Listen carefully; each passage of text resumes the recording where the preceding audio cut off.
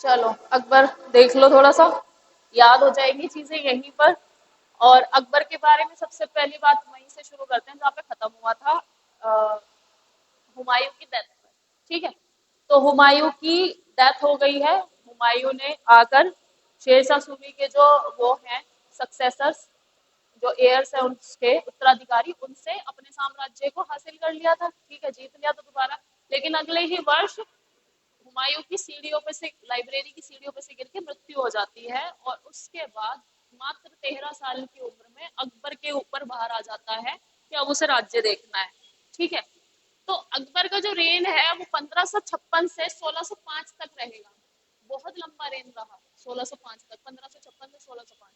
तो इस रेन में अकबर ने क्या क्या किया और why Akbar is called as महान by the historians. Historians Akbar को ग्रेट कहते थे। वाई, क्यों कहते थे, उसके पीछे रीजन है why they called him as a great.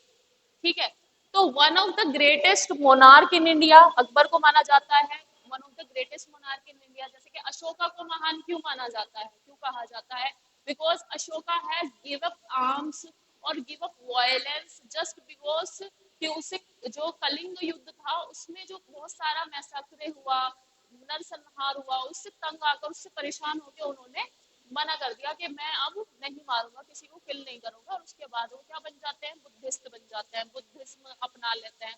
Same ऐसे ही जो अकबर है, अकबर जो है although he is a follower of Islam, but he is also tolerant toward Rajput. ठीक है, राजपूत में वो ज्यादा से ज्यादा टॉलरेंट था उनकी तरफ। टॉलरेंट मतलब उनको भी उसने अपने कोर्ट में बहुत ज्यादा जगह दी और उनके साथ अच्छे रिलेशन बना के रखे। ठीक है, ascendant throne after death of his father, उसके फादर की डेथ के बाद, हुमायूं के बाद उसने वो ताज मतलब क्राउन जो है वो पहना, या फिर अपनी जो जिम्मेदारी है वो संभाली। ठीक है, थ्रोन संभाला, राजपाट। सेकंड बैटल ऑफ पानीपत होता है बेटा। सेकंड बैटल ऑफ पानीपत बहुत इंटरेस्टिंग है। ये अकबर और हेमू के बीच में हुआ था। जब अकबर ने थ्रोन संभाल लिया था तो हेमचंद्र एक राजा था, उसने दिल्ली को कैप्चर कर लिया था। और दिल्ली में फिर पानीपत का प्रथम युद्ध होता है। पानीपत के प्रथम युद्ध में क्या हुआ था कि हेमू जो है वो जीतने ही वाला होता है, ऑलमोस्ट बिल्कुल क्लोज जीतने वाला होता है। लेकिन एक एरो हेमू की आंख में लग जाता है। ठीक है, उसकी एक एरो आंख में लगने की वजह से वो नीचे गिर जाता है, जिसकी वजह से उसकी जो आर्मी है ये सोचती है कि हमारा राजा तो मर गया। ठीक है, और उसकी आर्मी भाग जाती है। और इस वजह से, सिर्फ इस वजह से अकबर जो है जीत जाता है। ठीक है, मार देते हैं ना फिर, तो एक एरो लगते ही खत्म। मतलब फिर उसके बाद मार देते, जिंदा कहाँ छोड़ा था, जिंदा नहीं छोड़ा था, मार दिया था। तो फिर एक एरो लगने के बाद वो तो उसकी आर्मी भाग खड़ी हुई। पानीपत का सेकंड बैटल जो 1556 में हुआ था बेटा, 15 जो पहला बैटल हुआ था दैट इज इन 1526, ये किसके बीच में हुआ था, अकबर के दादाजी के। ठीक है, और ये अकबर के साथ हुआ है, अकबर वर्सेस हेमू। ठीक है, तो 1556 अकबर ने जीत लिया। और उसके बाद पहले 5 साल तक अकबर राज नहीं कर पाया। क्यों नहीं कर पाया, क्योंकि बेटा वो 13 साल का था, 13 साल का बच्चा था, उसे कुछ नहीं पता। बट बच्चे बड़े हो जाते हैं अगर वो थ्रोन पर बैठा दिए जाते हैं। ठीक है, जैसे कि तुमने देखा हो उसमें है, गेम ऑफ थ्रोन देखा है किसी ने, तो उसमें वो नहीं होता लैनिस्टर में जोफ्रे नाम से एक रहता है, जोफ्रे कितना छोटा सा रहता है और राजा बन जाता है बिहेविंग लाइक अ किंग, है ना। तो ऐसे ही है, जब राजा बन जाते हैं तो जिम्मेदारी पता चल जाती है। लेकिन अकबर जो है, अकबर को 13 साल की अवस्था में राजा नहीं बना था वो। ठीक है, उसके बिहाफ पे कौन काम कर रहा था बेटा, बैरम खान। 5 साल तक बैरम खान ने राजपाट संभाला। 5 साल के बाद बैरम खान को रिमूव कर दिया गया। रिमूव क्यों कर दिया गया, क्योंकि अकबर के कोर्ट वालों ने कान भर रखे थे कि ये सुल्तान ना बन जाए। और ऐसा हुआ भी है, देखो बलबन सुल्तान बना था। बलबन जो राजा था किसका, इल्तुतमिश का बेटा। इल्तुतमिश के बेटे के बाद बलबन बना राजा। तो बने हैं जो वजीर होते हैं वो बन जाते हैं राजा, तो ऐसा हो भी सकता था। बट बैरम खान जो है उसका रीजेंट था, रीजेंट मतलब संरक्षक। ठीक है, और इसके बाद अकबर ने इसे रिमूव कर दिया और अकबर ने कहा कि भाई तुम मक्का चले जाओ। ठीक है, हज हज यात्रा पे हज वज करके आ जाओ, ठीक है, उसके बाद देखते हैं क्या होगा। लेकिन जब अकबर ने उसे बैरम खान को भेज दिया था ना मक्का के लिए, हज करने के लिए, तीर्थ यात्रा होती है ना इनमें मक्का की, तो तीर्थ यात्रा के लिए जब भेज दिया अकबर ने, तो उसे रास्ते में किसी अफगान ने मार दिया था बैरम खान को, और ऐसे बैरम खान का एंड हो जाता है, और अकबर जो ये अपने एम्पायर को कंसोलिडेट कर लेगा। कंसोलिडेट मतलब बेटा आगरा, मथुरा, ये सारा जो एरिया है अकबर जीत लेता है और अपनी तरफ कर लेता है। नेक्स्ट जो है रिलेशन विद राजपूत, अकबर के राजपूत से रिलेशन बहुत अच्छे थे, और उसका एक कारण ये था कि उसने he married Rajput princess, he married Rajput princess, किसकी बेटी थी? ये आमेर के राजा भारमल की बेटी थी, राजपूत प्रिंसेस। और ऐसा माना जाता है कि जो इनकी राजपूत प्रिंसेस थी, ये जो भी परफॉर्म करती थी, जो भी पूजा वगैरह करती थी, अकबर मना नहीं करता था, ठीक है, तो इसमें ये रिलीजियसली टॉलरेंट था काफी। तो राजपूत प्रिंसेस से शादी की, किसकी बेटी थी वो? आमेर के राजपूत भारमल की, राजा भारमल की बेटी थी, ठीक है। और उनका नाम क्या है? देखो बेटा, हमें हिस्टोरियंस के हिसाब से जोधबाई तो कुछ नहीं है, हरखाबाई के नाम से उनका फेमस है नाम, हरखाबाई, ठीक है। जोधाबाई नाम नहीं होता, राजा जोधाबाई नाम नहीं है, ठीक है, ये हरखाबाई है, और ये तो फिल्मों में दिखा देते हैं कि जोधाबाई था। और ये जो रिलेशन था अकबर का बेटा राजपूत से, जो रिलेशन था, ये राजपूतों ने अकबर और मुगल साम्राज्य को 4 पीढ़ियों तक क्या किया है? सर्व किया है। तो राजपूत सर्व, जब राजपूतों से बिगाड़ ली तभी मुगल साम्राज्य नष्ट हो गया था।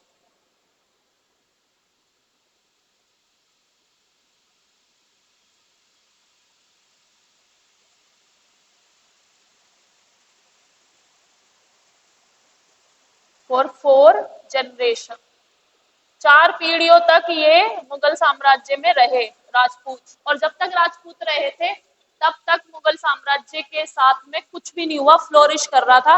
और जैसे ही मुगल्स का राजपूतों से रिश्ता खराब होता है, वैसे ही राजपूत खत्म हो जाएंगे। Many of them position of military general.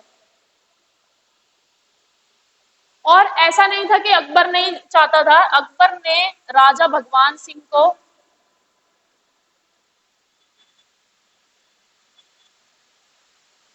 Raja sorry भगवान दास और मानसिंह, और मानसिंह को मिलिट्री में हाईएस्ट पोजीशन दी हुई थी, राजा मानसिंह को, राजा भगवान दास एंड मानसिंह को सीनियर पोजीशन दी हुई थी मिलिट्री में।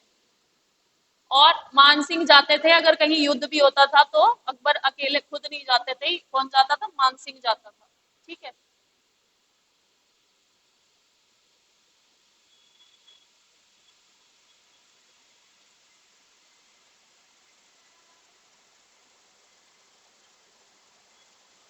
ठीक है, लेकिन बेटा सभी राजपूत जो हैं वो अकबर की सोरेनिटी मान लेते हैं और अकबर के साथ मिलके काम करने लेते हैं, लेकिन there is only one Rajput राजा, उसका नाम तुम्हें पता होगा, राणा प्रताप।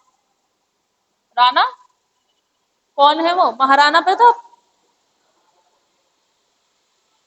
मेवाड़ के राजा थे, राणा प्रताप सिंह, सही बोल रही हूँ मैं, राणा प्रताप सिंह।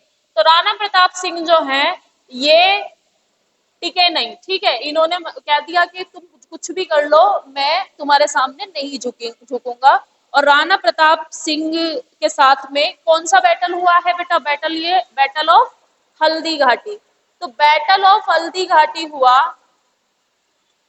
राणा प्रताप सिंह हल्दी घाटी, ये हुआ था बेटा मुगल आर्मी, मुगल आर्मी में कौन था सीनियर पे?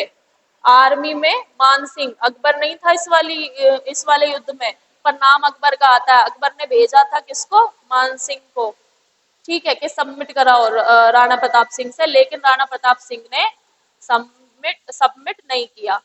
मान सिंह के साथ Mughal army versus Rana Pratap.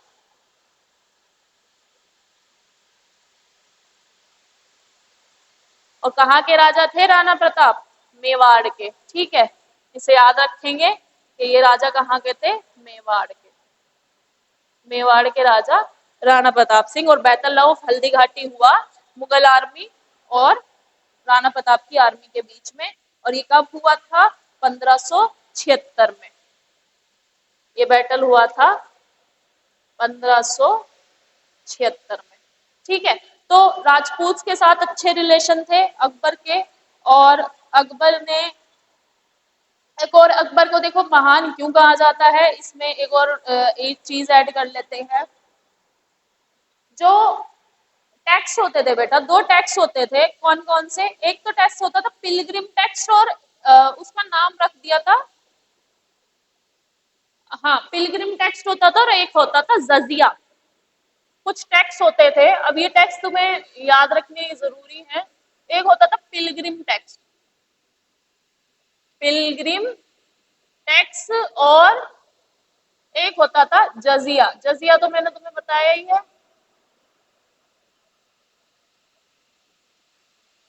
जजिया, Pilgrim tax ऐसे होता था बेटा कि जो तीर्थ पे जाते थे ना, तीर्थ यात्रा पे करते थे, उन पे टैक्स लगाया जाता था, तीर्थ यात्रियों पे। ठीक है, जो चार धाम यात्रा वगैरह करते थे, उन पे टैक्स लगाया जाता था। तो अकबर ने क्या किया था? ये टैक्स खत्म कर दिया था। अकबर ने कहा कि कोई पिलग्रिम टैक्स नहीं लिया जाएगा जो नॉन मुस्लिम्स है यानी कि हिंदू से।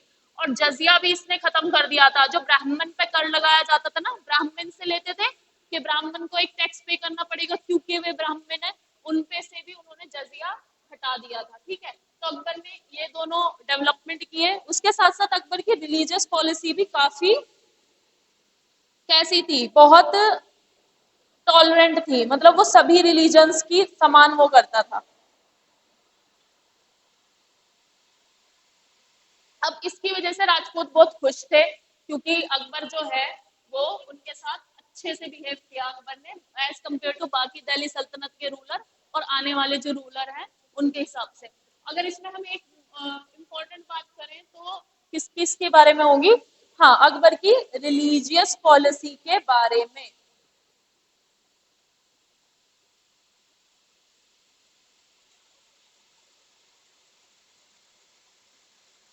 रिलीजियस पॉलिसी के बारे में, तो बेटा रिलीजियसली अकबर जो है ये बहुत ज्यादा टॉलरेंट था। और अकबर ने एक रिलीजन चलाया था जिसका नाम था दीन ए इलाही। दीन ए इलाही रिलीजन इसने चलाया था। और अकबर जो है इसकी थियोलॉजियन से नहीं बनती थी। थियोलॉजियन कौन होते हैं? जो कि मुस्लिम वो होते हैं जिन्हें उलेमास वगैरह कह देते हैं, थियोलॉजियंस। ठीक है, जो टीचिंग्स वगैरह देते हैं, उनसे अकबर की बिल्कुल नहीं बनती थी। और उसके साथ साथ अकबर के कोर्ट में काफी सूफी सेंट भी रहे हैं।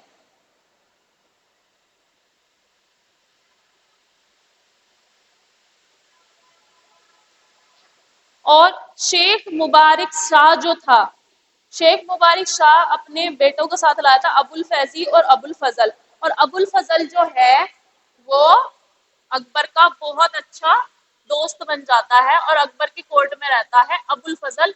और अबुल फजल ने ही बेटा क्या लिखी है? आईने अकबरी। अबुल फजल ने लिखी है आईने अकबरी। आईने अकबरी में उसने अकबर के बारे में बताया है। और हमें जो इन्फॉर्मेशन मिलती है अकबर के बारे में वो आईने अकबरी से भी मिलती है। और अकबर जो है ये पढ़ा लिखा बिल्कुल नहीं था।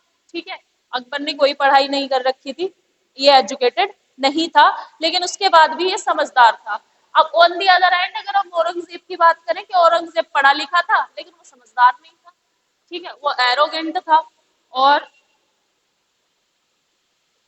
जैसे ही उसने हरका बाई से शादी की, चेंज देखो तुम, अगर तुम्हें मूवी में तो खैर कुछ ही दिखाते हैं, जैसे ही उसने हरका बाई से शादी करी थी ना, तभी ये पिलग्रिम टैक्स हटा दिया और उसके बाद जजिया हटा दिया। कौन थी हरका बाई? राजपूत प्रिंसेस। उसके बाद उसने रिलीजियसली टॉलरेंट चीजें अपनाई कि बाकी जो थियोलॉजियंस हैं उनको भी वो अपने कोर्ट में बुलाता था, जैसे बुद्धिस्ट, जैन, इनके अलग अलग जो होते हैं ना पुरोहित, प्रिस्ट वगैरह, सब इसके कोर्ट में आते थे। वो इनको इक्वल रिस्पेक्ट देता था। इसके जो नवरत्न थे, 9 रत्नों में से जो थे, जैसे कि बीरबल हो गया, टोडरमल हो गया, ये सब ब्राह्मण्स थे, तानसेन। ठीक है, तो इसकी जो रिलीजियस पॉलिसी है वो बहुत इंटरेस्टिंग रही है।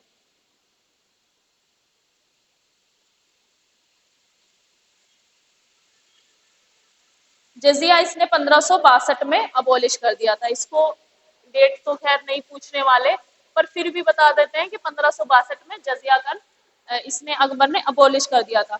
और एक और चीज जो इसकी, जो बाकी मुस्लिम रूलर से अलग है बेटा, जो इसके राज्य में राजपूत थे या जो हिंदू रिलीजन से बिलोंग करते थे, उनको इसने पूजा करने की अनुमति दे रखी थी। जैसे कि मैंने बताया कि इसकी इनकी खुद की जो वाइफ थी, ये जो हरखा बाई, हरखा बाई पूजा करती थी।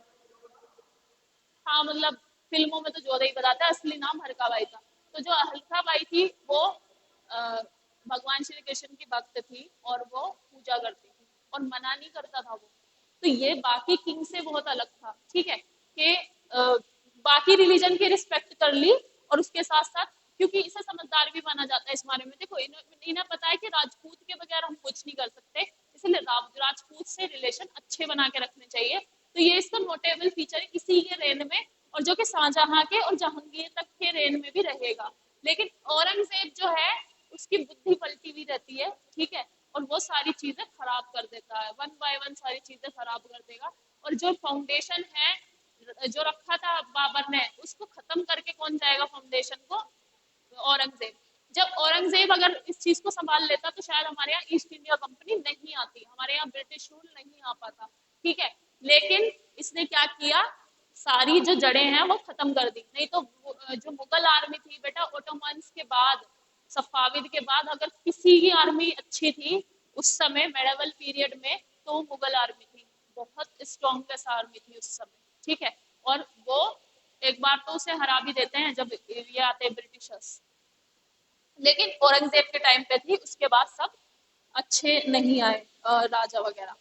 ठीक है, तो इसमें उसने अपने उनको गॉड को भी फॉलो करने दिया और उनकी वर्शिप में भी कोई पाबंदी नहीं लगी। जजिया और ये पिलग्रिम टैक्स भी खत्म कर दिया गया।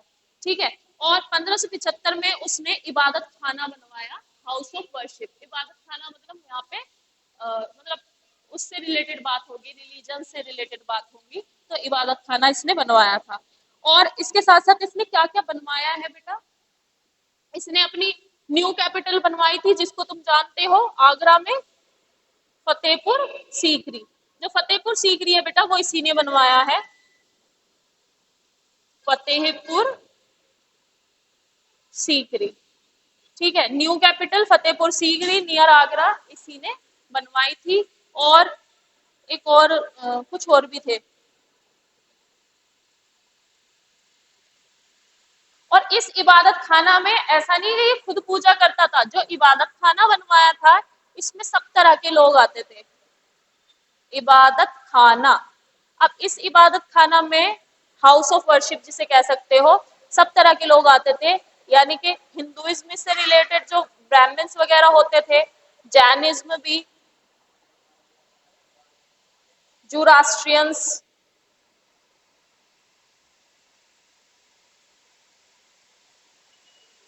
बुद्धिस्ट। ठीक है, सभी तरह के लोग इसके कोर्ट में आते थे। तो ये रिलीजियसली काफी टॉलरेंट था अकबर, और अकबर का रेंज जो है वो इतना स्टेबल रहा कि अकबर ने 1556 से 1605 तक राज्य किया। उसके बाद आता है जहांगीर, जहांगीर के बाद शाहजहां, शाहजहां के बाद औरंगजेब, औरंगजेब के बाद रेन खराब हो जाएगा और बहुत सारे राजा आएंगे। ठीक है, तो इसमें कुछ बहुत सारे सिस्टम है जो अब अकबर ने लॉन्च किए थे, वो हम कल करेंगे। और आज के लिए इतना काफी है, और सारा देख लेना अच्छे से नोट